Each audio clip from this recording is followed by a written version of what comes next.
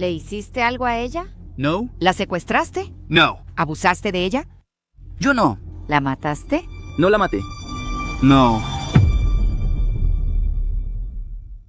Kenia, una joven de 19 años, disfrutaba salir con sus amigas y aprovechar su juventud.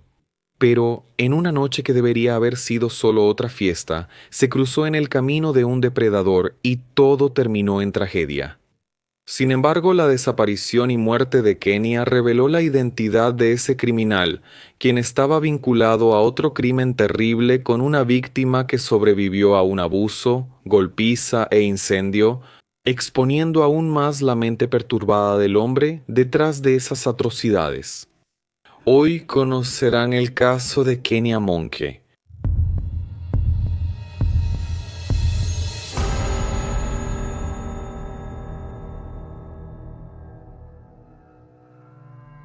Kenia Julissa Monge nació el 26 de enero de 1992 en Honduras.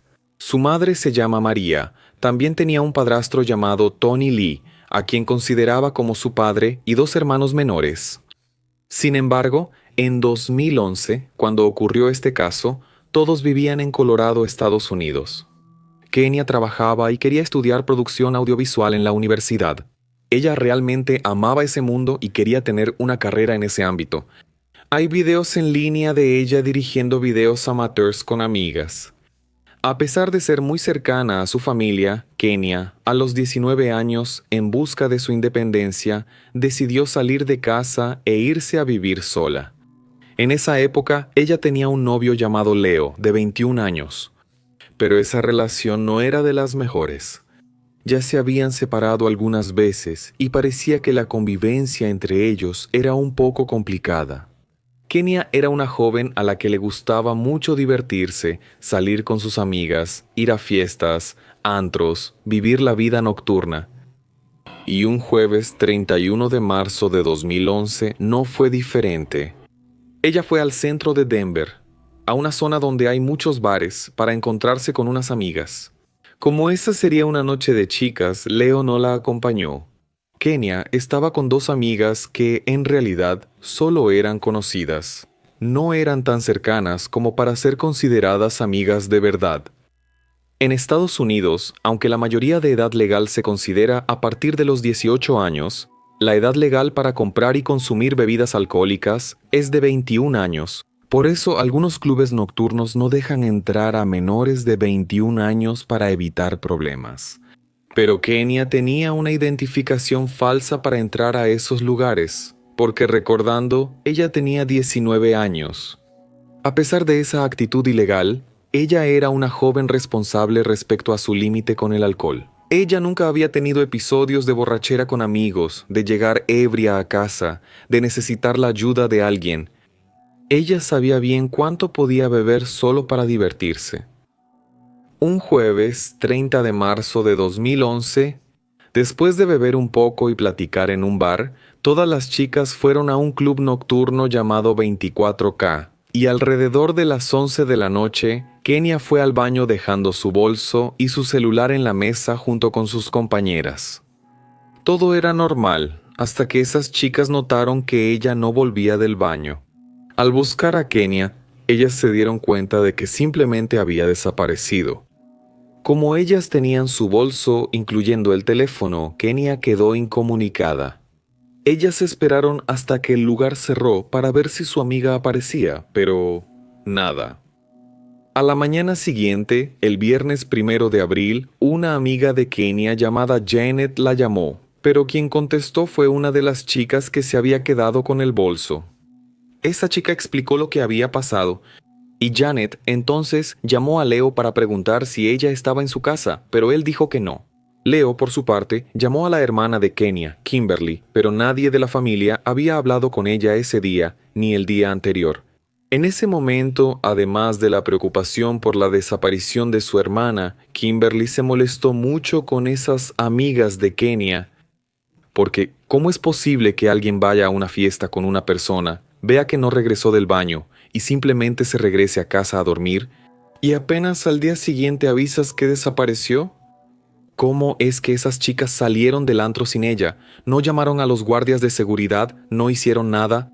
En una situación como esa, que podría ser un caso de vida o muerte, esas amigas fueron completamente negligentes ante la situación.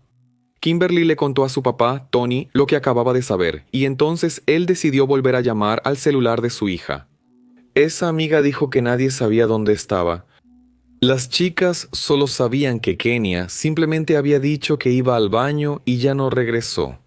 Tony, entonces, fue a la casa de ella para recoger la bolsa y el celular de su hija. Todavía el viernes, pero ahora a las 6:56, el celular de Kenia recibe un mensaje. Hola, aquí es Travis, el tipo que te dio un aventón anoche en esa van blanca aterradora. ¿Llegaste bien a casa? En ese momento, por supuesto, Tony llamó de inmediato al número del chico, pero nadie contestaba. Llamó más de 10 veces, dejó varios mensajes en el buzón de voz y no recibió ninguna respuesta. Nadie de la familia ni del círculo de amigos conocía a ninguna persona llamada Travis. Tony, entonces, fue a una comisaría para reportar la desaparición de su hija, pero le impidieron levantar el reporte. Recibió la información de que, como Kenia era mayor de edad y llevaba incomunicada menos de 24 horas, tendría que esperar un poco más. Tony pensó que eso era un absurdo, pero como no tenía mucho que hacer, lo único que le quedaba era esperar. Durante la noche, la familia confeccionó e imprimió varios folletos con la imagen de Kenia y los repartieron por toda la ciudad. A la mañana siguiente, el 2 de abril, Travis llamó a Tony. Él se disculpó por no haber contestado las llamadas antes, pero estaba ocupado en el trabajo y no vio que el teléfono sonaba. Él dijo que en la madrugada del primero, mientras regresaba a casa después del trabajo, encontró a Kenia caminando sola por la calle, medio borracha, y se detuvo para ofrecerle ayuda. Ella dijo que había sido expulsada de un club nocturno junto con otro chico por uno de los guardias de seguridad, y, como ella había dejado la bolsa y el teléfono con sus amigas, no podía comunicarse con nadie. Travis dijo que le prestó su celular a ella, que ella llamó a su propio celular porque era el único número que se sabía de memoria. Pero nadie contestó, entonces él se ofreció a llevarla a su casa. En el camino, ella le habría preguntado si tenía cigarrillos, y él dijo que no. Entonces, ella buscó monedas en los bolsillos, encontró algunos billetes y le pidió que parara en una gasolinera para comprar una cajetilla de cigarros. Se detuvieron, ella bajó, pero antes de entrar a la tienda, Kenia terminó encontrándose con un joven con quien se quedó platicando por unos minutos. Al acercarse para verificar, Travis oyó a ambos conversando en español. Kenia presentó a este joven a Travis como su amigo Dan. Él preguntó si realmente todo estaba bien. Ella dijo que sí, y entonces él se fue, dejándola con él. Como Kenia realmente fumaba y hablaba español, esa historia parecía ser verdadera. Fue porque ella usó su teléfono para llamarse a sí misma que su número quedó registrado en la lista de llamadas. Por eso, horas después, él envió ese mensaje. Travis sugirió a Tony que se encontraran con él en esa gasolinera, que era la estación Conoco, para explicarle de nuevo cómo sucedió todo. Él aceptó. Sin embargo, para Tony, Travis era en realidad la última persona que había visto a su hija con vida, y no ese Dan. Él sentía eso, pero no sabía explicar por qué. Por eso, no salió de casa sin llevar su arma, contrariando la voluntad de María, su esposa y madre de Kenia. En cuanto él se fue, ella llamó a la policía y avisó sobre ese encuentro. Travis Forbes era un joven alto, de poco más de 30 años, delgado, rubio de ojos azules y trabajaba en una panadería, siendo el responsable de la elaboración de barras de cereal con granola y sin gluten. Travis contó nuevamente la misma historia de manera consistente. Pero mientras pasaba eso, llegó la policía. Los dos explicaron lo que estaba pasando. Un policía preguntó dónde estaba el arma de Tony, y él dijo que estaba en el carro. No se hizo nada fuera de lo común ahí. Y al final de cuentas, Tony fue orientado a ir a la delegación para, oficialmente y finalmente, registrar la denuncia de desaparición. Los policías se fueron y antes de que Travis se fuera, le pidió disculpas a Tony, casi llorando, por no haber llevado a Kenia a su casa y que se sentía muy mal por lo que estaba pasando. Él sabía que la llevaría a casa sana y salva, pero la había dejado con ese extraño que probablemente era el responsable de todo eso.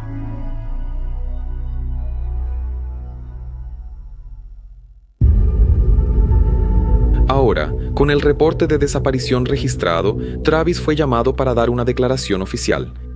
A pesar de su buena apariencia y su buena voluntad para ayudar, él no era tan inocente así. Travis tenía un largo historial con la policía, por ser atrapado usando drogas en lugares públicos, participar en peleas en bares y algunos incidentes de alteración del orden público. En la mañana del día 5, en la comisaría, Travis fue interrogado por el detective que quedó a cargo del caso. En esa ocasión, él explicó exactamente lo que ya le había dicho a Tony, agregando algunos pequeños detalles, como que Kenia y su amigo se abrazaron y se quedaron fumando cuando él decidió irse. La policía pidió permiso para revisar su camioneta. Travis accedió y aunque no encontraron nada que pudiera ser una señal de Kenia, extrañamente, esa camioneta que en la parte delantera, donde están el conductor y el copiloto, era claramente un área sucia y mugrosa. La cajuela de atrás estaba muy bien limpia, con un fuerte olor a cloro. Después de esa inspección al vehículo, Travis fue liberado. El siguiente paso de la policía fue revisar las cámaras de seguridad. Desafortunadamente, esa gasolinera no tenía cámaras, así que la versión de Travis no pudo ser verificada. Por otro lado, encontraron imágenes de Kenia en la madrugada del día 1, entrando a un edificio llamado The Lofts, junto con otro hombre. El joven fue identificado como Chad Davis, residente del edificio en cuestión. En la comisaría, él explicó algo que coincidía con información que la policía ya tenía por Travis. Chad dijo que estaba en la discoteca y que, sin ningún motivo aparente, el guardia de seguridad del club decidió sacar a él y a Kenia del lugar. Afuera, Kenia le pidió su celular para avisar a sus amigas que había sido expulsada, pero nadie contestaba el teléfono. Se quedaron afuera por unos minutos, hasta que ella dijo que necesitaba ir al baño, y como Chad vivía cerca del club, él la llevó a su departamento.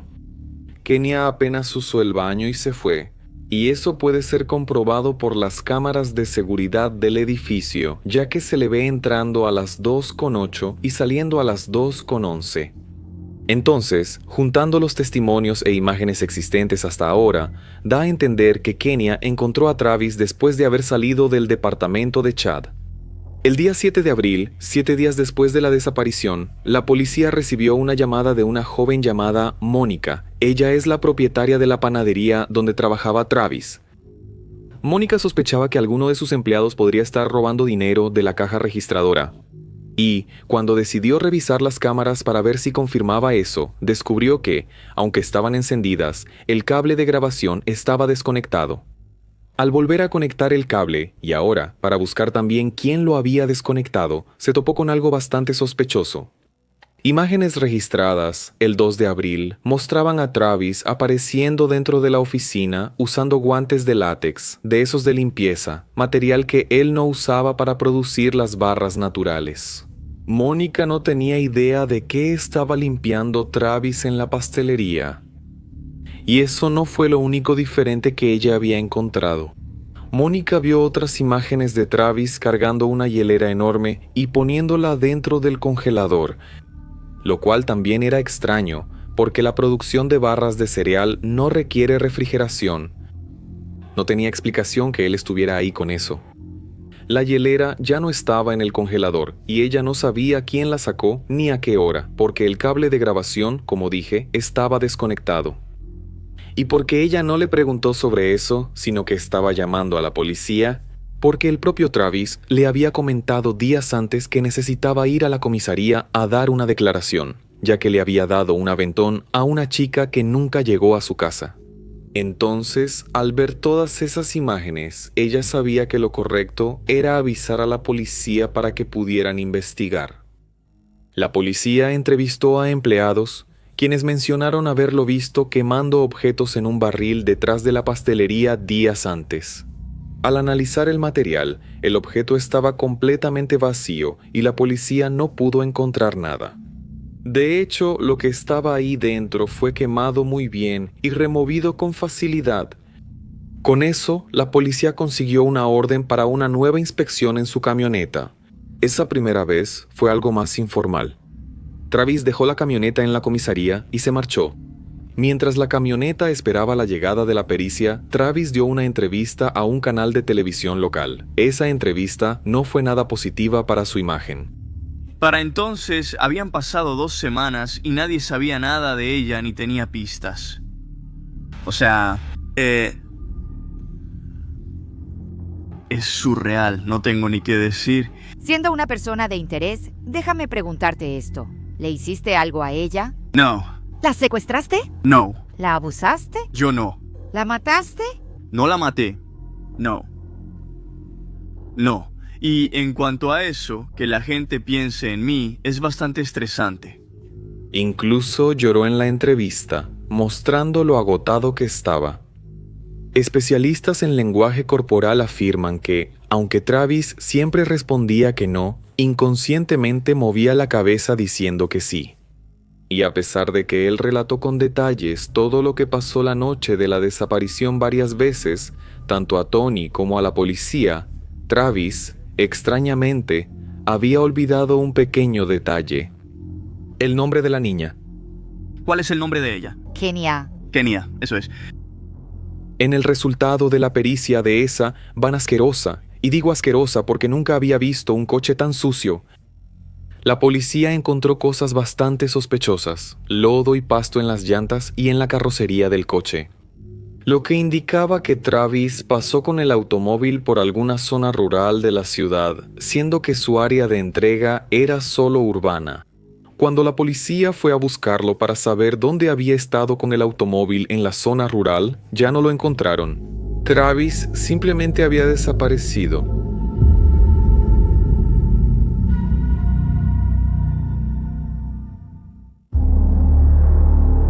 Más de un mes pasó sin que la policía pudiera averiguar el paradero de Kenia ni ahora de Travis. Sin embargo, la policía de Austin, Texas, registró un caso de robo de auto y la víctima sabía muy bien quién era el ladrón: el propio Travis. El automóvil pertenecía a una exnovia de él.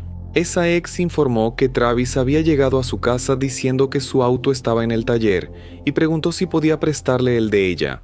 Ella dijo que sí, sin embargo, él no regresó, y por eso ella presentó la denuncia.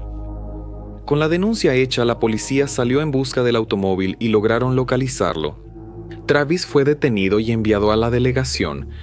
La policía local vio que en el sistema, Travis estaba registrado como sospechoso en relación con la desaparición de Kenia en el estado de Colorado, y con eso, las delegaciones se comunicaron entre sí.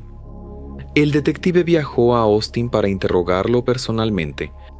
Travis fue interrogado durante casi 3 horas, pero él seguía siendo consistente en su negativa hasta que las preguntas tuvieron que ser suspendidas cuando pidió un abogado.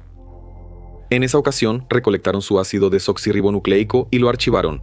Sin embargo, al día siguiente, la exnovia, la dueña del auto, retiró la denuncia de robo, y por eso Travis fue liberado. Eso fue muy frustrante para todos, tanto para la familia de Kenia como para la policía, porque ante la ley respecto a la desaparición no tenían nada legal que pudiera mantenerlo detenido. El 4 de julio, Día de la Independencia de Estados Unidos, es un feriado muy celebrado en el país, con personas saliendo a las calles, lanzando fuegos artificiales, etc. Ese día, Lydia Tillman, en Fort Collins, Colorado, conoció a un hombre, y después de mucha conversación, él la acompañó hasta su casa. El acuerdo era solo llevarla con seguridad. Sin embargo, al llegar a la vivienda, él forzó la entrada. Durante la madrugada del día 5, ese hombre la mantuvo en cautiverio. La abusó, la golpeó brutalmente y después de todo eso, prendió fuego a la vivienda con ella adentro y se fue. Con mucha dificultad, Lydia, completamente desnuda y lastimada, logró saltar por la ventana del primer piso, pero al hacer eso, terminó fracturándose ambos tobillos, ya no pudo moverse y quedó tirada en el suelo. pero al menos lejos de las llamas. Por causa del fuego, los vecinos llamaron al cuerpo de bomberos y, en cuanto llegaron y analizaron el área, Lidia pudo contar lo que había pasado. La policía fue llamada, ella fue llevada al hospital, pero en cuanto llegó, sufrió un accidente vascular cerebral. Ella permaneció en el hospital en coma inducido, con varias costillas rotas. Pero ahí, incluso con la autorización de la familia, la policía logró recolectar el ácido desoxirribonucleico del abusador, encontrado debajo de prácticamente todas sus uñas. Otro equipo que analizaba la propiedad encontró algo bastante peculiar en esa escena.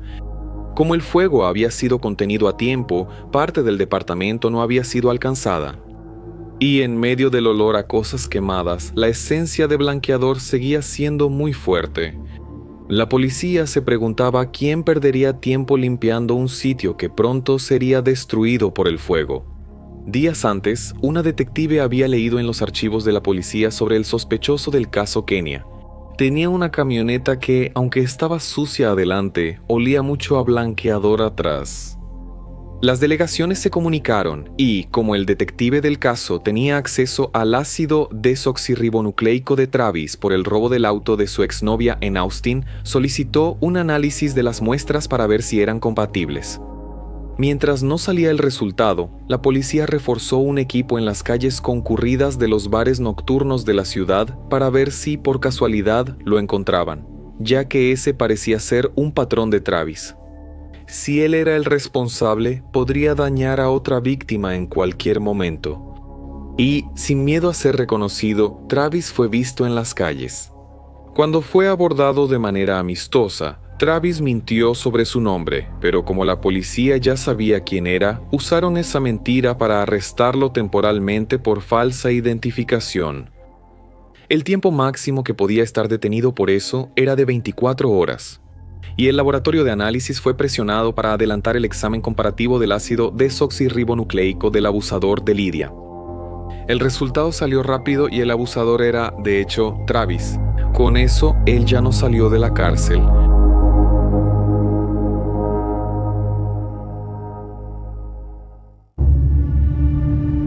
Ahora, preso por el crimen contra Lidia, Travis lloraba por los pasillos de la comisaría. Sin embargo, el investigador habló con Travis nuevamente sobre el caso de Kenia, y él finalmente aceptó colaborar, pero con una condición. Él dijo que solo contaría lo que hizo con ella y dónde estaba si no lo clasificaban como agresor sexual. Entonces, el investigador fue a preguntar a la fiscalía si eso era posible, y lograron cerrar ese acuerdo con él. La policía ni siquiera cuestionó por qué él quería hacer ese acuerdo, pero voy a dejar esa reflexión con ustedes. ¿Será que su miedo era por lo que podría pasarle dentro de la cárcel si fuera condenado por abuso? ¿Qué le pasaría a ese chico alto, rubio y de ojos azules allá adentro cuando esos reclusos hambrientos y hostiles supieran que él estaba ahí por haber abusado de una mujer? Queda la pregunta en el aire.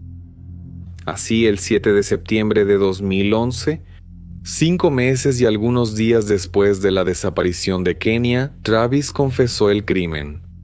Dijo que la siguió cuando la vio salir del club con el chico. Dijo que después de que ella le pidió ayuda y se mostró completamente vulnerable, él la subió a la camioneta, la llevó a un lugar remoto donde pudo meter a Kenia a la fuerza en la parte trasera y abusar de ella, asfixiándola y llevándola hasta la muerte.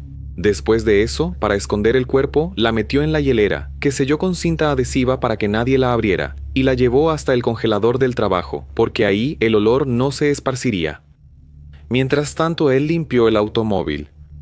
En ese momento, él apagó las cámaras de la panadería y quemó la ropa de ella en un barril. A la mañana siguiente, agarró la hielera, la puso en el carro y fue hasta Kingsburg, donde la enterró. Ese chico que supuestamente fumaba en la gasolinera y habló con ella, en realidad nunca existió. Tanto esa excusa como el mensaje que él envió al número de Kenia al día siguiente eran intentos suyos para hacerse pasar por inocente. Sí, de alguna manera las investigaciones llegaban hasta él. Travis entonces indicó a los investigadores el lugar donde dejó el cuerpo. La había enterrado muy profundo, en una fosa de 1,5 metros de profundidad. Tony fue informado por la policía de la posibilidad de que ese cuerpo encontrado ahí fuera realmente el de Kenia. Él, a su vez, avisó a toda la familia antes de que ellos se enteraran por la televisión. ¿Recuerdan el acuerdo que él hizo con la policía para no ser clasificado como abusador y contar todo lo que había hecho? El acuerdo sí se firmó, pero de forma muy astuta por la policía. Eso se hizo en relación con Kenia, pero no se dijo nada respecto a Lydia. Así, el día 21 de octubre de 2011, casi 7 meses después del crimen que cometió contra Kenia y 3 meses y medio después del crimen contra Lydia, Travis fue juzgado y considerado culpable, pero de la siguiente manera: culpable de homicidio por la muerte de Kenia, cuando en esa ocasión fue sentenciado a cadena perpetua sin derecho a libertad condicional, y considerado culpable de abuso y tentativa de homicidio en relación al crimen contra Lydia. Por ese crimen también fue sentenciado a 48 años más de prisión, pero igualmente sin derecho a libertad condicional. Al final de cuentas, Travis fue enviado a prisión como abusador y les dejo a ustedes imaginar lo que debe estar pasando con él ahí adentro últimamente. Lydia, después de 5 semanas en coma en el hospital, despertó. Ella sufrió daños severos en su cerebro y garganta, quedó con la capacidad motora y el habla limitadas, pero sobrevivió, contradiciendo a muchos que decían que no lo lograría. Durante mucho tiempo, ella pasó por rehabilitación para recuperar los movimientos y la habilidad cognitiva. A pesar de poder caminar normalmente y volver a tener fuerzas para sostener objetos, ella todavía lucha por recuperar completamente su habla.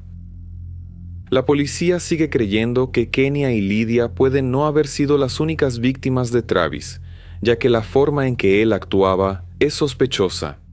Sin embargo, si Kenia realmente fue la primera víctima y Lydia la última, la población al menos pudo consolarse de que un posible asesino serial hoy está tras las rejas.